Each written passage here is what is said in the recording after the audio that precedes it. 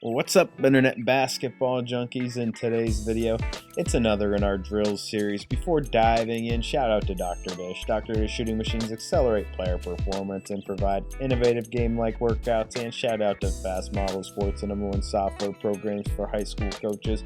I use FastDraw on all the diagrams you see in my videos. Now let's dive into today's drill.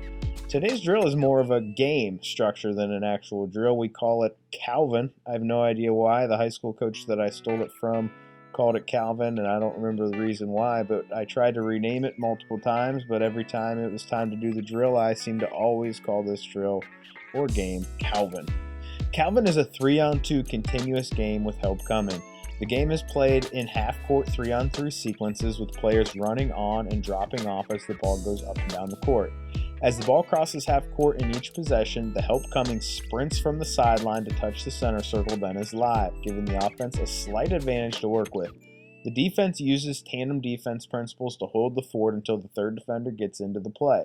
If the ball goes out of bounds, we would make them start again from half-court with the help coming defender running on. The offense tries to score, and miss or make, they're going to press until half-court. The game is played to 21 points straight, counting by 2s and 3s.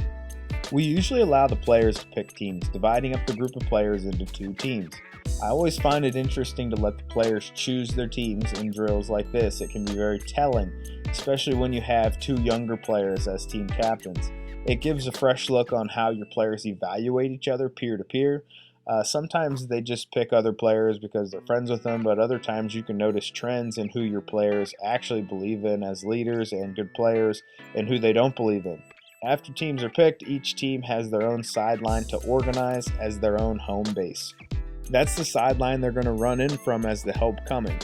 We used the drill very often when we were using a diamond press as a full-time concept. We would run the drill with the same rules except line up in a diamond press position after made baskets and execute the first trap in rotation of the diamond press.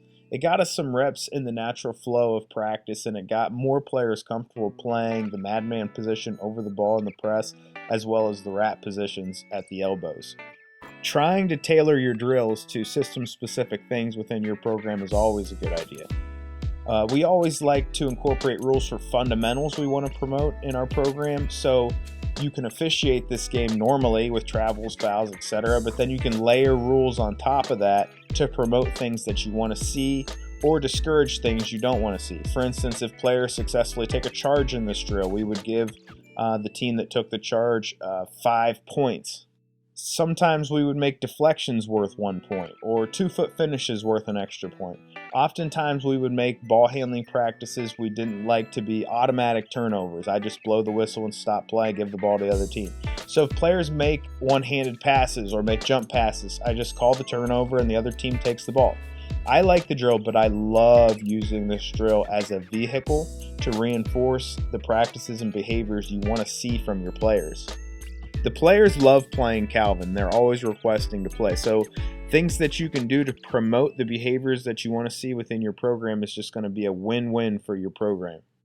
All right, internet basketball junkies, let's take a break from this video. There's a few things I need from you. If you're liking the content, give this video a like and share it with a friend. That's the #1 thing you can do to support this channel.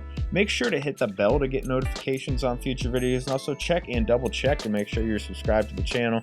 Also, click the link in the description to my Self-Fi store. I have detailed basketball coaching content for sale, including a detailed film study on how to compete as a severe underdog, a guide to the European ball screen offense, a sample of documents to help your program organize, a guide to running a 1-2-1-1 diamond press, a guide to running a 1-3-1 half-court trap, a half-court deny and disrupt defensive system, and my personal favorite document that I've ever written, the Youth Basketball Curriculum, which is my spin on over 1,000 pages of reading I did putting together a plan in place for basketball players to progress from first grade all the way until they graduate high school with age-appropriate skills, drills, and thoughts for coaches at each stage of development.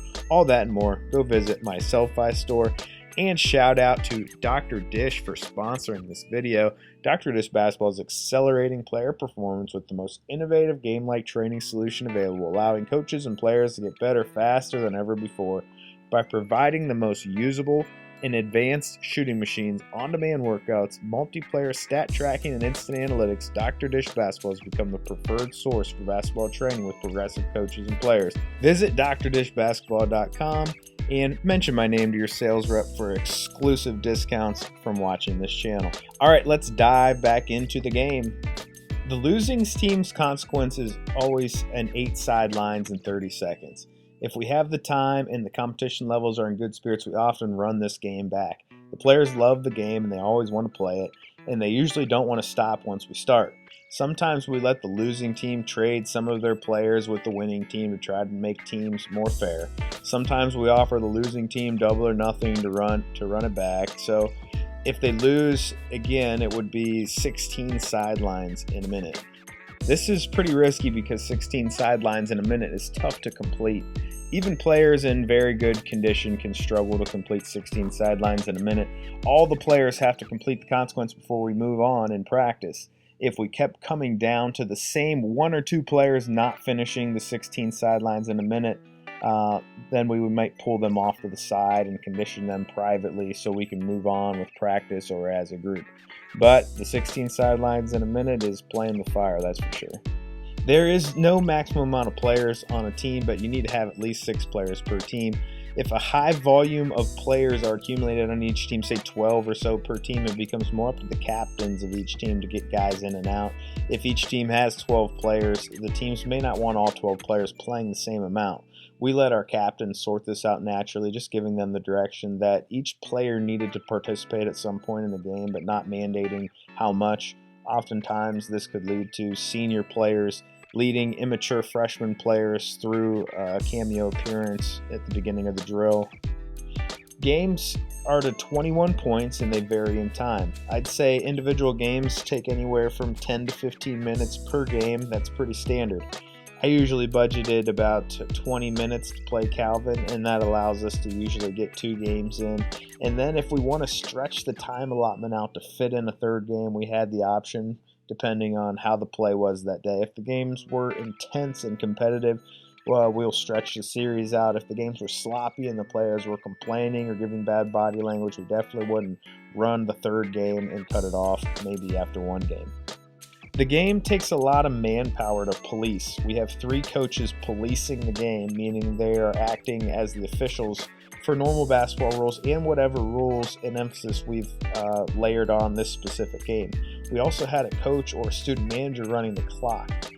The more additional points of emphasis you are enforcing, the more competent your clock keeper has to be. And obviously, the more points of emphasis you are enforcing, the more alert your coaches needed to be when policing the game. You don't want to seem unfair if you're inconsistent when policing the game, because it can be unnatural to look for some of the things that you may be emphasizing that your coaches normally aren't looking for. All right, Internet Basketball Junkies, that is the game Calvin. I hope you enjoyed it. If you have questions, shoot me an email about it. But also, make sure you're liking the video. Make sure you're hitting the bell to get notifications. Make sure you're subscribed to the channel. Make sure you're visiting my Self-Fi store. And shout out to Fastmodel Sports, the #1 coaching tools in basketball. Fast draw play diagramming and Fast Scout scouting report software can take your coaching and game planning to the next level. Create and download over 9,500 plays to share with your coaches and players through Fast Draw. Need help building scouting reports? Use Fast Scout to build custom scouting templates to best prepare for your upcoming opponent. Thank you for breaking down Calvin the game with me.